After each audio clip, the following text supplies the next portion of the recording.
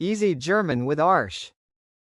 Hello and welcome. Have you ever looked at a German sentence and just thought, whoa, where do I even begin?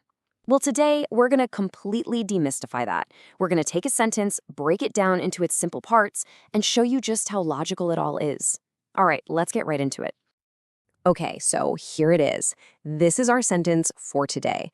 Das Haus ist neu. Just 3 simple words. But by the end of this, I promise, you're not only going to know what this means, but you'll know exactly how to build your own sentences just like it. It's like a little puzzle, and we're going to solve it together. So, how do we do it? Well, we break it down into its basic building blocks. You know, every language is really made from the same fundamental parts. And once you can spot those parts, you can start to make sense of almost anything. So let's start with the most important piece of any sentence. And that, my friends, is the verb. I love thinking of the verb as the engine of the sentence. It's the part that gets things moving, right? It creates the action or describes what something is. Without it, you've just got a bunch of words sitting there. I mean, really think about it. Without that verb, you'd just have a list of words. The house new. See? It doesn't mean much. But the second you add that engine, that verb, suddenly you have an idea, you have a story. It's the piece that connects everything and gives the whole thing power. So let's look at the most fundamental verb of all, sein, which just means to be. This is the verb of existence itself. And in our example sentence, das Haus ist neu, that word ist is just one form of sein. It's telling us the state of the house. It is new. You are going to use this verb constantly. And the other absolute powerhouse verb is haben, meaning to have. This is all about possession. You use it all the time. For example, eine Stunde hat 60 Minuten. An hour has 60 minutes. See how that works? It's connecting the hour to the minutes it contains. So here's the bottom line. If you're just getting started, mastering these 2 verbs, sein and haben, is like getting the keys to the kingdom. They're the main engines you're going to use to build hundreds and hundreds of sentences. They are absolutely essential. Okay, so we've got our engine, the verb, but an engine needs a car to move, right? It needs something to act on. We need the who and the what of our story. And in grammar, we call those nouns. Nouns are what give our sentences some real substance. They're the characters and the props in our little drama. The car, the house, the man, the woman, the city. They're the solid things that our verb engine acts on and brings to life. All right, now here's the one big thing that's a little different, especially for English speakers. In German, every single noun has a gender. And we're not talking about biology here, it's just a grammatical rule you've got to learn. But trust me, this rule is at the heart of everything. And this chart lays it out perfectly.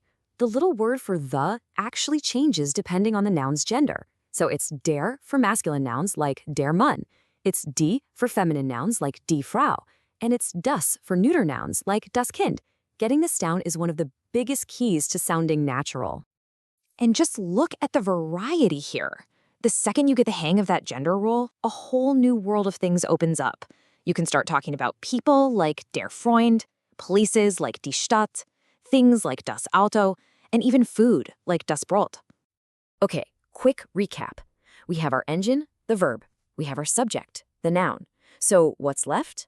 Now it's time for the really fun part. It's time to add the personality, the details, the description. It's time to add some color. And that's where adjectives come in. These are the words that paint the picture. They answer the question, what kind? Is the house big or is it small? Is the car new or old? Adjectives are what make our sentences pop and come to life. Now, here's a great little trick for learning adjectives. Learn them in pairs of opposites. It helps them stick in your brain so much better. For instance, you have groß, which means big, and klein, which means small. And here's another perfect pair. Neu for new, and alt for old. Now wait a second. Does that first word, neu, look a little familiar? It absolutely should. That's the descriptive word from our very first sentence. Das Haus ist neu. See? We're putting the puzzle together. And just to get you rolling, here are a few more super useful adjectives you can start using right away. You can say something is gut, good, or schnell, fast, or maybe schön, beautiful, or that someone is glücklich, happy. Okay, this is it, the moment of truth. We've gathered all our building blocks, we have our nouns, we have our verbs, and we have our colorful adjectives. Now it's time to put them all together and see what we can build. So let's start with our who. We need a noun. Let's go with die Frau, the woman. And notice we're using die, right? Because Frau is a feminine noun. Simple enough? All right, now let's add the engine. We need that verb. We'll grab a form of sein, to be. Die Frau ist. The woman is.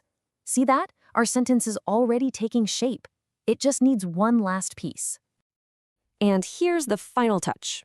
We add our adjective glücklich. Die Frau ist glücklich. The woman is happy. And just like that, you did it. That's a complete, correct, and meaningful German sentence. You just built that from scratch. That was awesome. Let's build one more, just to make sure the concept really sinks in. This time, we'll try a slightly different formula, a noun, plus a verb, plus another noun. Here we go. Der Mann hat ein Auto. Let's break that down real quick. Der Mann is our masculine noun. Hat is our verb, from haben, to have. And ein Auto, another noun, meaning a car. The man has a car. You see the pattern? It's a simple, logical blueprint. And that's really the main takeaway here. You now have the blueprint.